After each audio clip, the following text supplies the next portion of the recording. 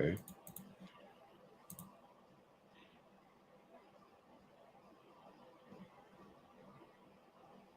Are you good? Yeah, but Instagram's not working. All right, just go. All right, we're going to start, folks. We're experimenting today.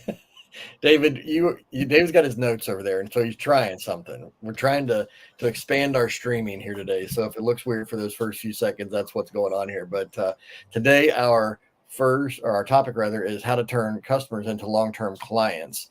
And David, this is critically important, right? To build a successful business that you can truly build on over the years moving forward. And I think a lot of people might overlook some of the, I will say, foundational basic things we're going to talk about today, because everything that's simple doesn't mean that it's done. It's kind of my experience in life in general, right? Like sometimes we just know what we should do, but we don't do it. And that's what holds us back. So what are your thoughts as we kind of get this topic rolling today with that in mind? Oh, well, there's always that level of, if you know what you need to do, and they're just, as you were saying earlier, you don't always feel like doing it. And if you let that get into your head and you let that be your guide, then there's going to be a whole bunch of things in life that don't get done. Right. And that's just going to be the problem. And the only way you're ever going to get where you want to go in life is you got to push through that, and you have to do it anyway. You have to go past it, because at the end of the day, there's, the things that you want to do. Well, shoot, that list could start getting awfully short after a while, if in terms of life responsibilities. So you have to develop that discipline to push through. Yeah, and I think I've heard it said, and even have taught this, as well, as something I've learned over the years is, common knowledge isn't common practice. So, people think, well, that's very simple that you say that. Well, yeah, it is, but are you doing it? That becomes my next question is, most of the things I've taught, whether it's in business or leadership, with anybody, it's, I tell people I'm a simple guy. I teach and learn in simple ways. And some people say, well, that's really simple. Well, it may be really simple, but are you doing it? Are you doing the basics? Are you doing it? It's kind of like, well, Vince Lombardi, right? I mean, he was known for every football season beginning, with practice was, this is a football. He holds up a football. Like he starts at the very foundation, and he was one of the winningest, most successful football coaches of all time. We think about pro athletes, I think we've talked about this in other episodes where, and my son, who's a high school senior, he's been doing the same types of warm-ups and drills for 10 plus years of his soccer career. And you go to like an MLS game or a Premier League game and you watch the warm-ups of what's going on. Those guys are doing the same things today that a 6 or 7 year old are doing, because they're fundamental. They've done them so many times, it becomes just second nature. Right. And that's an important part of all this too, is like when things become so ingrained in you, when you develop that discipline to the point where you've done it so many times that it just becomes second nature. Mm-hmm. That's when you've truly started to reach mastery in a few levels. And when you reach mastery at those levels, you can build on that and go to other levels. But it requires that discipline of continuing to go on those levels before you can ever hit the other part. Yeah, and I think in regards to this topic, as we shift into some specific tangible things, I think that it's really important to realize, guys, remember that, it's easy to think we have to go find new customers and chase those new customers all the time. And while that's part of the game, right, of reaching new people, don't lose sight of the importance of and the value of retaining your customers, because retention can fuel your business consistently while you're looking for new customers. And we've talked about this before too, David, where chasing new members or to your program or chasing new customers to your business, it's exhausting, right? Like they can be exhausting if you're just constantly chasing to get new, but you're not thinking about taking care of the existing. And so today we want to talk about kind of 3 key actions that you can and should consistently implement so that you can really grow your business with raving fans, not just one-time purchasers. And I think that can be a game changer for a lot of people. And we're seeing more and more of this in our world. We've talked about, membership communities in the past episodes as a key part of this. We see it in and even local businesses with car washes. And, we talked about pro sports teams. I mean, membership communities, trying to retain those customers in various ways, and even brick and mortar businesses is like a really valuable thing. And now, moving that to the online space that most of us are in is critical as well. So, David, this is actually, you and I were having this chat conversation the other day about a quote we saw online, but our number one point here is to create quality products and services, right? Like when you have something that's really quality, it starts to do some work for you, don't you think? 100%. And one of the things that we always hear, what is the one thing that people don't like about starting a business? Well, it's the marketing, it's the client generation, it's the constantly going out and trying to find the next client. Well, there's another way to approach this, and that's wherein you're focused on doing things to keep your clients. You're doing things to keep your clients buying from you, to keep them engaged, to keep them being a part of things, because this in turn then results in all sorts of like other benefits to you. You don't have to go out and chase as many clients because you have repeat clients that keep coming back to you. And how do you do that? Well, some of that is, that quote that you were talking about, where it's better to spend 10 years developing a product that is absolutely amazing and that your customers love and will give you rave reviews about, than it is to spend 2 months on something and then just try and throw it out there, see if you can get some people to buy it, and then go on to the next thing. Yeah. Because, you're destroying your reputation. Right. Because people know that you're just trying, you're not actually trying to produce something that's good for them or helpful to them. You're just trying to get in their wallet. And B, people start to, sniff it out, and they say, well, I bought the last thing and it wasn't very good. Why would I spend more money on, on this? And so that is absolutely critical. If you want to have that loyal fan base, if you want to have those loyal customers that every time you put something out, they're saying, I want that. Right. I want that. I want that too. Well, cross-selling and upselling are a huge part of business if it's done well. Yeah. But the only way that happens is if you're putting stuff out there that's really good. Yeah. Because again, if you think about it in terms of a restaurant's probably one of the simplest ways to think about this. Say you go to a restaurant and you have a great experience. What do you want to do? Go back again. Yeah. You want to tell other people about it, and you want to go back again later. Yeah. You're like, man, that was amazing. That was a great thing. Let's do that again. Yeah. Well, the opposite is true. If you go in and your meal was meh, the food wasn't that great, and the service wasn't very good, like, I'm done. Right. And now that business has to go out. That restaurant has to go out and find a new customer again. Right. Because it didn't take care of the one it had. Yeah. Yeah, that's really important, because I think that you think about, some examples of this, right? Like Apple, how many they're on I think this is the 15th version of iPhone that's out right now, and people that, there are some that have probably had every one. I'm sure they've had every one because they're just like totally bought in from day one. Right. There's others of us who haven't had all of them, but we've had several of them because, there you go. Yeah, I got mine. I got actually, it is a 15, amazingly enough. But you wouldn't have bought that if the previous versions of it weren't quality, right? Like you would have said, okay, I tried that. Correct.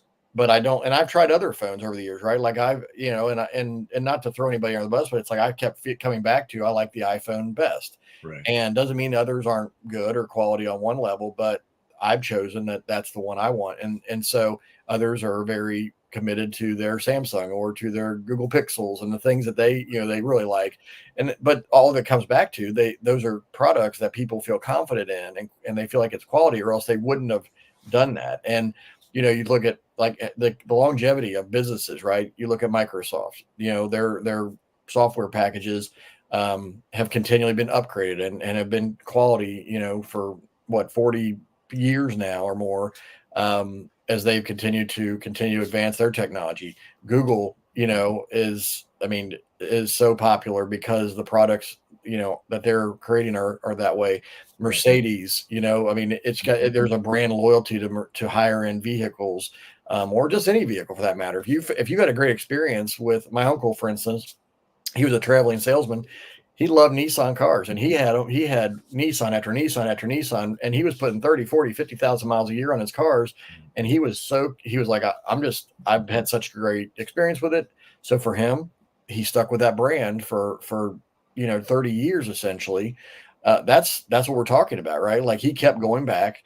And now, it's funny because, I have my Yeti coffee mug, and now the Stanley, craze for drinks, for, especially with the girls and the moms, I think. But what's funny is Stanley is a company that my grandfather had thermoses for 40, 50 years ago, right? Like, so they may kind of be popular right now with a certain segment of our society, but they've been a company that has stood the test of time because they've produced quality products. So that's what we're talking about. I just don't think that can be understated. I really don't. I think that is something that, and it is the struggle that all entrepreneurs go through, because at the end of the day, every business has expenses. Every business has bills it has to pay. And the only way those bills get paid is if you have sales coming in, if you have revenue coming in to pay the bills. Otherwise, the debt piles up and then the pressure gets even higher. And then, that's when the desperation hits of like, I got to go out and get money. I got to go get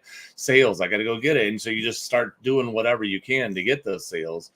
And while that's okay up to a point, you can destroy a business that way. Right. Because you're not producing, think about it in terms of this. It's like an affiliate relationship. Somebody comes up to you and says, hey, I have this great offer. It's kind of dovetails nicely with your audience. I would like to be able to promote it to your audience. If you would do it with me, do it like a live training with me, do a cross promotion. Right. And I'll pay you an affiliate commission. You can make some good money. I'll take care of servicing the clients, so on and so forth. And that's great. But then, so you do it, you think that everything looks good, you go through and you promote it, and that person just drops the ball, and your customers are all unhappy. And now they're mad at you because you recommended this person who then gave them a terrible experience. And it all turns up and blows up, and you end up losing customers. Right. Because they're like, you recommended this guy and he was terrible. Right. Like, okay. So there is this value of you have to produce quality. Yeah. If you are producing something that isn't of the best quality, you're not going to be around very long. And that is true in our coaching. That isn't true of our courses, our books, everything that we produce. It's not just about getting it out there. It's about getting it out there in a way that people are going to go, wow, you know what you're talking about. You're an expert in this space. Yeah. I want more from you. Well, I think that's where it's kind of been misconstrued. Excuse me. I think, Seth Godin has talked about, other marketers have talked about, like, ship first, perfect later. And I know where they're coming from, right? Like, you can't just wait forever to launch. But the problem is that some people are like, well, crap, I'll put it together in a day and then throw it out there. Well, that's not what we're talking about, right? Like Seth Godin, these other people that have been in this game for a long time, they wouldn't tell you to do that either. They're not saying, throw it out there in a day. They're saying don't get hung up in perfectionism, because you can always, in most cases, right? There's certain industries, right? You don't want to put out a car that's kind of good because it's unsafe, right? There's safety standards, there's things you have to do. But when it comes to, digital courses, or when it comes to books, it comes like things that you have, like, put it out there, and you can always have a next level. And Google's done this for years. Like, software companies do this all the time, right? They roll something out, and then they continue to up level after beta testing and seeing how things are working. And we don't see what's happening behind the scenes, but they're continually making sure that product is good, because they know that this is their reputation is on the line for their business. Well, and I hear, my son's in video game creation, and he's finishing up his last year of college and learning how to do all this. And now he's getting connected to a lot of video game designers and people who are in the game dev world and all that. And he was telling me stories about how this company was in such a hurry to get this video game out to market that they, part of the process is sending it through like video game testers. It's like there are guys out there whose job it is to break video games. Gotcha. It's like hackers for they're there to play the game and to find everything they can that's wrong with it. Yeah. And they're in such a rush they didn't do it. Like more or less kind of skipped that phase, or they did it in a very minimal way and just pushed the game out of the market. Well, it went out of the market, and now all the customers are finding all the problems, and their product just went and nosedived into the trash. And all that money they spent on developing, creating, because there's a big investment to make one of these things and to put it all out there. And now it is just absolutely lost because they didn't create quality. Right. Well, it's funny you say that even about video games, because I think about my teenage sons who, they're online playing Fortnite with their buddies all the time. Well, what's funny is when they were in elementary school, Fortnite was popular, and then it kind of faded for a little bit with them, and they were like, "Oh, this is stupid." They were kind of moved on, but here they are right back at it, and Fortnite has got this massive following again. Right. And it stayed pretty solid, I think, for a while, but it really kind of ramped up, I think, based on what I've observed at least. And it's like, but once again, it's a video game that now has a reputation that people are like, hey, they're like, hey, let's jump on and play tonight together or whatever. And so it becomes this, viral effect because the product is good, right? The game is good. If the game was lagging, if it was making the kids mad, they wouldn't play it, and they'd find something else, and Fortnite would be, declining or out of business. So that's what we're talking about, folks, is, you don't want to be those as seen on TV, level quality junk items. I mean, we know, right? If you go to the dollar store, you don't expect high quality, but when you're building courses and you're building coaching programs and you're out there doing trainings and speaking, all these things that you're doing as a creator, your reputation is linked to the quality of your product as well. So, if you don't do a good job, if you rush the process, right, you're going to suffer, and it's going to be hard to overcome. And that quote that David was talking about is,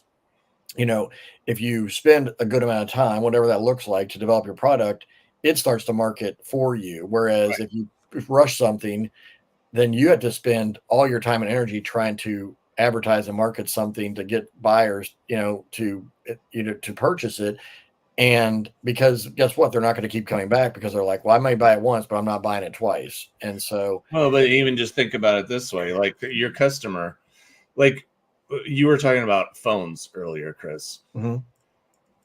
Let's say it comes to, a point where it's time for you to upgrade your phone because your current phone's starting to, wear out and not perform well, and it's time. Are you going to go look at an Android? Or are you just going to simply go and say, okay, what's the newest iPhone? I'll go to get that one. Right. See, but there's an important lesson in that. Yeah. Is that when you produce such a quality product, when you produce such a good service, that your customers are so happy with what it is that you've done for them. Yeah. They don't even look at other people. Yeah. They just go, okay, it's time for me to do the next thing that I got. What do you have that you can, what do you have for me in that area? Because they just know, like, no, you're the person I want to work with. You're the one I want to go to. I wouldn't even want to look over there because I'm very much sold on the idea that this is the best place for me because the stuff you're putting out is just superior to what everybody else has done. And it doesn't last forever because, I mean, even as we're talking about phones, right? Like BlackBerry is a story of they had the market. They owned the market basically for smartphones, and everybody, they called them crackberries back then because people were addicted to them, and they got so ingrained in their mind that they were unbeatable and unstoppable. And then Apple comes on the scene and Steve Jobs introduces the iPhone, and BlackBerry, what they did, they didn't say, well, how can we make ours better? They said, people don't want that. They want the keyboard. They want to hear the clicks and feel it. And all, I mean, there's a movie about this actually on Netflix. I watched it. It's kind of fascinating, right? The history of it, but it's like, Steve Jobs introduced something new with Apple. BlackBerry decides we have what everybody wants, and they quit innovating. They quit upgrading, and then now, I think, was it like 2010, 2012, they kind of went out of existence for the most part, being bought out, and they kind of faded very rapidly. But it was because of this very thing, right? They had a quality product. They had good things. They were very intentional early on, but then they got to the point of size where they got lazy, I think, and or arrogant. And I think arrogance was it. They at the end of the day, a better quality product beat them. Right. And that's the marketplace, right? Like that's business. So when you think about it from your standpoint as a coach, as a course creator, as a service provider, a trainer, what what can you do? Not just to obviously, yes, you need to develop a quality product on the front end, but also how do you keep upgrading? How do you keep making it better? How do you keep adding value becomes the question. And then the second thing is through that, building strong customer relationships is critical. So you create a quality product or your service, then you build strong relationships, and you do that by knowing them well, right? Like David, we have had many conversations, as we've done our Design Launch Grow coaching program about the things we're observing and noticing about our members and what people are struggling with or what they're looking for, needing help with. And it's like, so we're continually trying to understand those we can best help and best serve and continually upgrading with how we're doing that. And so it's a never ending process, but what it's done is it builds trusting relationships. So when you're keeping one ear to the market and one ear to your customers, you're like, okay, what's the external world looking for, and what are my current clients and customers? What are they needing help with? And so building that relationship is so important, and that's where people feel like, you know what, there might be similar products out there, but I trust your program. I trust what you're creating because I have a relationship with you. I trust you as much as or more than the product even. And I think that's huge in retention. I agree 100%. I mean, how many times have you just, like, I need something done around the house and I need to hire it out. Well, okay, well then I call this person. They're my guy. Right. They're the one that I know them. They were fair with me. They were honest with me. They treated me well. All that is that relationship they had with you. Like while they were there, they stopped to talk to you for a few minutes, got to know a little bit about you, your family, whatever. Very friendly, and if you have other times where you have interactions with people and they're rude and they're short, like again, like this comes on coaching calls. Yeah. Like if somebody is on a coaching call and you need to ask a question, and let's say it's a group coaching call, and the coach, and I've heard stories about this, like, they just treat certain people better than they treat other people, and they don't treat people equally with the same level of respect. Right. They just try, it's this person. I'm going to, they kind of write them off. Try and blow them off and just give them a fast answer just to get rid of them and get them off the call. Well, not only does that person feel underserved because they didn't get the help that they needed, but other people are observing that as well. Sure. Other people are noticing, well, shoot, you kind of were a jerk to that person, and that person's actually my friend. Right. I've gotten to know them through the program. We've become friends, and you were rude to them. Well, you're just destroying that relationship that you have with your customers. Yeah. And again, the thing that I would tell you, especially if you're a coach, if you're in this type of business, you need to just treat all of your customers with care. Yeah. You need to value all of your customers. And this is something that a long time ago I had to learn the hard way as well, because being a coach, especially when you're in a group situation and you have lots of people on the call and you're getting lots of questions from a variety of different people, and you're all kind of sitting there going, man, what am I going to do? Because some of these people are great and they're perfect for you. And other people, well, they signed up for the program, but they're not a great fit. And boy, they're asking questions and I'm struggling to help them. And they're getting frustrated because, they're not getting it. And I'm just like, at the end of the day, I don't know that you're cut out for this because you just can't grasp the basics. But I'm trying to help them as best I can, and it would leave me frustrated. And I just remember going home one night and praying about it and saying, God, what am I supposed to do with the people that I'm just struggling with? And the response I got a clear response was just, those are my kids, treat them accordingly.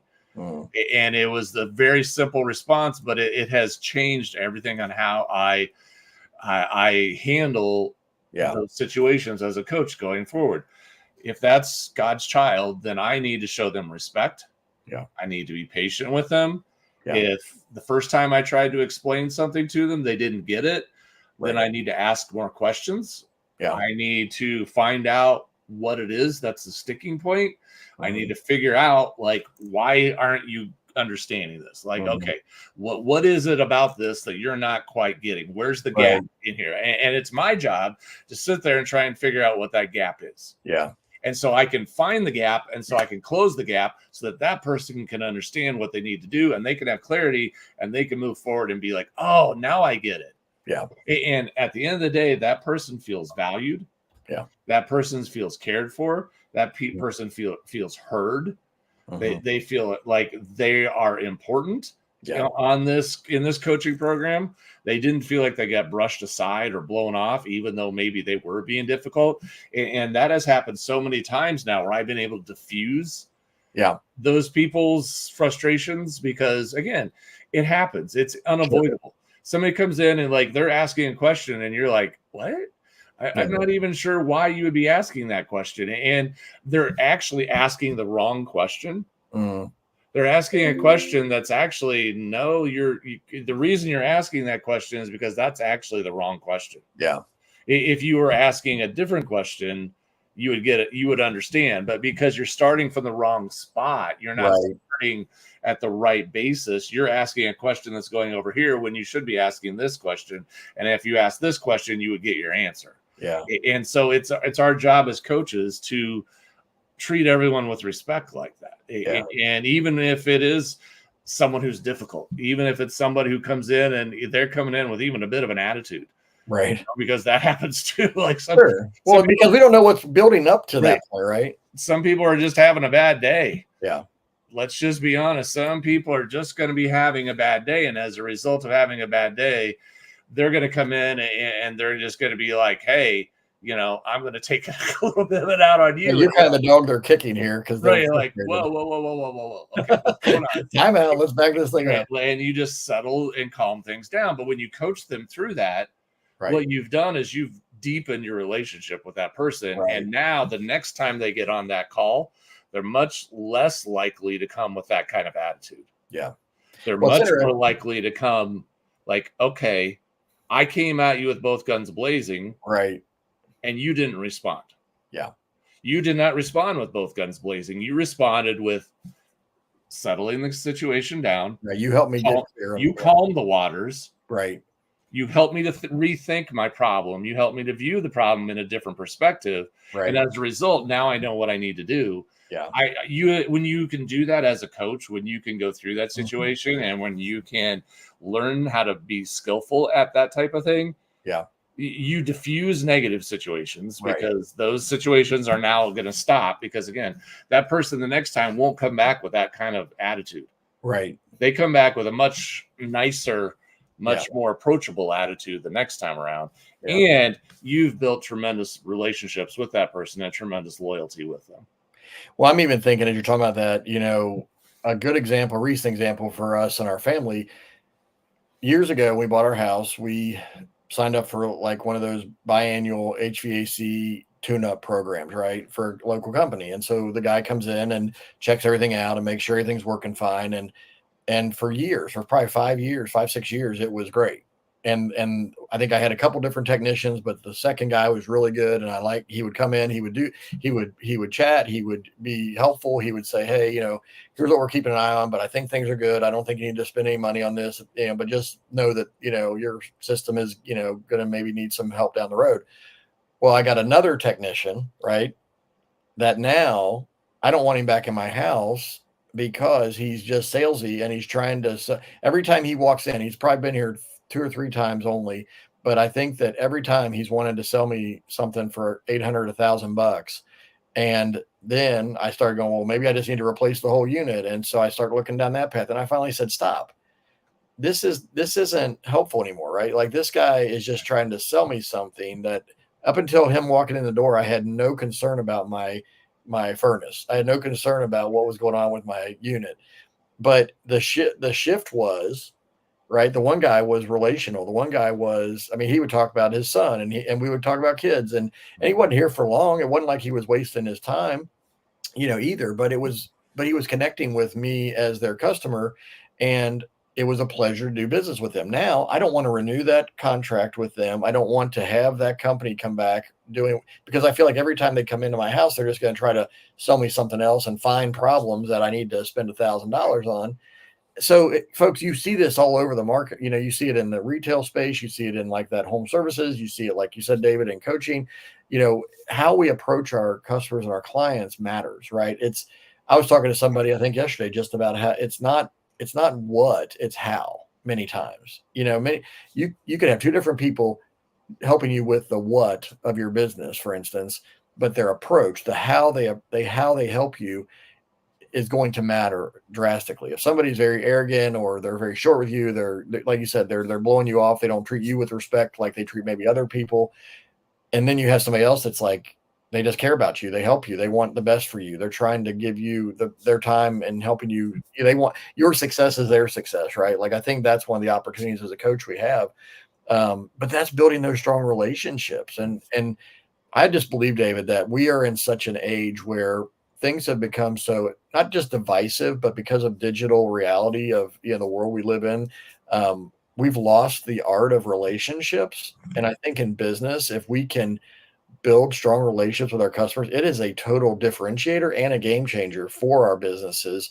And then people say, you know what, like I don't want to go somewhere else, even if somebody else has something that's so supposedly newer, better, or whatever.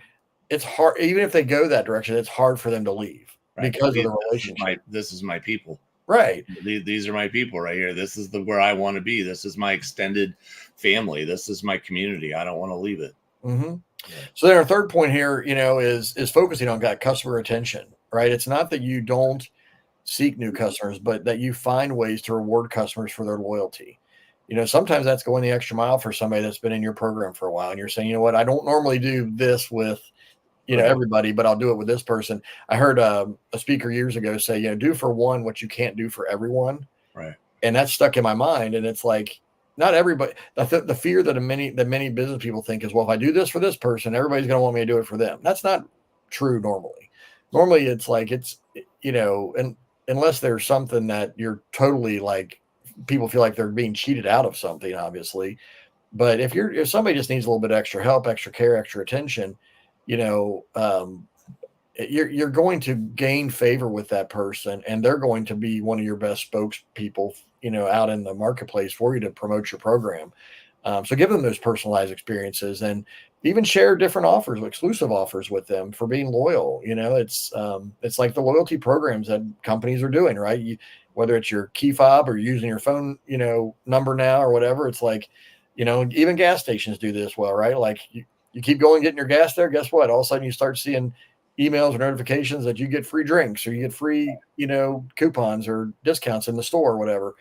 Yes, it's going to benefit their business, right? But you're also giving them a little extra perk for being a loyal customer. Yeah, because of your loyalty as a customer, they're giving you something to reward you, and that's a good thing, right? Right. And there's other ways that you can do that. I mean, there's ways that you can give perks to, people in your membership sites, in your coaching programs. There are softwares that you can track. You can actually give reward points for people who consume a certain amount of your content. Like if you're watching videos, if you're attending, kind of gamifying it a little bit. You can gamify it a little. You can add points for attending workshops. Like we're doing a live workshop, and if this person clicks on and it shows that they attended, the software will give them points for all this, and after a while, you can redeem those points for something, and you could get a free perk or a free benefit or something extra. Yep. And there's just ways of. It comes down to simple things like even like ice cream stores would do that.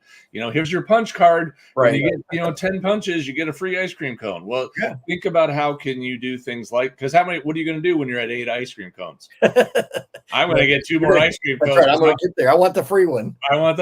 So, you're going to buy 2 more just to go get to the next one. Well, do similar things. Find ways for people who contribute more, people who are doing more, and find a way to gamify it a little bit. There are software programs that allow you to do that. People who are most engaged, who are doing the most, or you just, even as you're working with people, as you notice, these are the people who are really taking action. Mm-hmm. Because when you're coaching people, that's one of the big things, right? Is like you can get on calls with people and people say, oh, yeah. And then a month later, well, how's that going? Oh, I haven't started yet. Okay. Right. Or you'll have the person like, okay, I got my, things that you told me last week to do. And now this week I got those done. Now, what do I do next? Well, how do I need to go from here? How do I need to go from here? And then you show them some next step. Okay, great. And then they go off the next week and they do all those things. And then they keep coming back. Well, those are the ones to reward. Yeah. Those are the ones who are your consistent action takers because they're implementing all the things that you're helping them and showing them to do, and find ways of giving them, if nothing else, honor them. Right. Yeah, you can hold them up as a lot of times people, they like to be highlighted, right? Like we like to be seen as like the model student, so to speak, right? Like, and I think about it from, another way is, if somebody's like been an active member in your community and they've been a great client for you, you could give them a discount for like a live thing you're doing or a next webinar or whatever it is you're doing, right? Like, hey, because you're a member, we'll say, the whole membership has its privileges thing, right? Because you've committed to this, you're a valuable member of this community.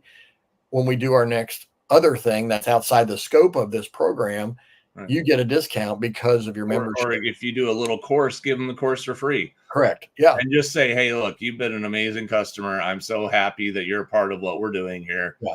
As a thank you for all that you've done and being, because at the end of the day, one of the reasons that we become coaches, one of the reasons that we do this is because we want to make a difference in people's lives. Right. This isn't just about like, oh, I want to get a bunch of coaching clients so I can get a bunch of money. Well, that's one aspect of the business. Sure. But the other part of it is that we want to make a big impact in people's lives. Sure.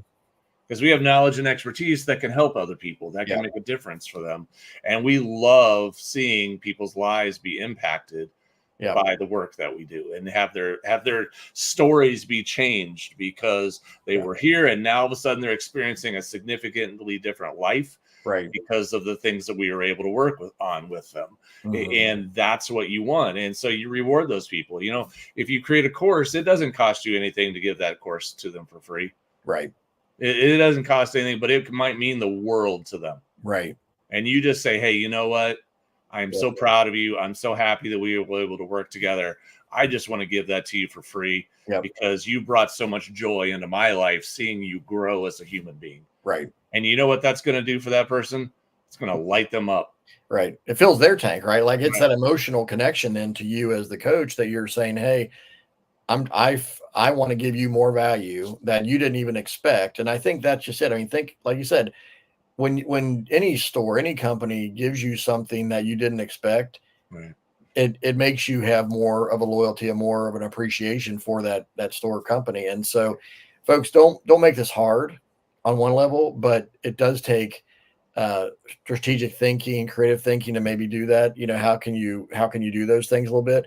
But honestly, it isn't rocket science, right? Like if we go back to these three things real quick, is create quality products and services that people will truly love and get value from, build those strong relationships with them, and then find, and focus on customer retention, find ways to really just make it an enjoyable experience for them that they want to then stay a part of, but also then they become part of your marketing machine, right? Like they're telling their friends who, hey, if you need this kind of help, I have a guy, right? Like I love being the I have a guy that, people like, Chris, do you know somebody that does this? Yeah. But I'm not going to do that for somebody who hasn't done me well. Right. Like, and so that's what we want to focus on today is this is how you truly turn customers into long-term clients where they're saying, you know what, I know there's a lot of options out in the world, but you have been solid with what you've created. You've been solid with how you've treated me as a customer. And I want to stay inside your world so that I can get continued value and help. And sometimes that's you can even refer people to others that maybe you're not an expert in something. You're saying, you know what, this is out of my zone, but this person knows how to do this. So let me connect the two of you. And then what happens is some people wouldn't do that because they fear losing that person. But what that also really does for the most part is it goes, you know what, I value that person because you didn't just try to throw something together to make me, make more money off me. You actually said, you know what, here's the right fit for you to help you with that thing. And that's huge, right? Like that's when you built true relationships with your customers that 5-10 years down the road or more, you could be like, hey, this person's been in my community. They're a part of my world. They're, a lot of these customers and clients become friends because of that over time. All right. You become the go-to person on a lot of levels. It's Right. not only do I go to you for the things that you're good at, but you're also the go-to person for me, to refer me to other people that can help me. I had just real quick. I had a local guy. He moved several years ago, but he was an accountant, and he helped people with his accounting practice. But he said, Chris, I get so many calls every week of, do you know a plumber? Do you know a car repairman? Do you know? And he kept, he said, I become that go-to guy. But he had built this incredible following and relationship locally that people wanted to do business with him because he was so valuable outside the scope of what he did, even with his accounting firm. So that's what we're talking about. You can do that in every type of business. You really can. So if you want help, if you need that kind of help to figure out how do I build this kind of thriving, impactful business with clients that I really love to work with, that's why we have Design, Launch, Grow as a coaching program. That's why we have worked so hard to build a high quality product of coaching training videos, as well as our weekly coaching calls and the community that is continuing to form of like-minded entrepreneurs. So check out designlaunchgrow.com.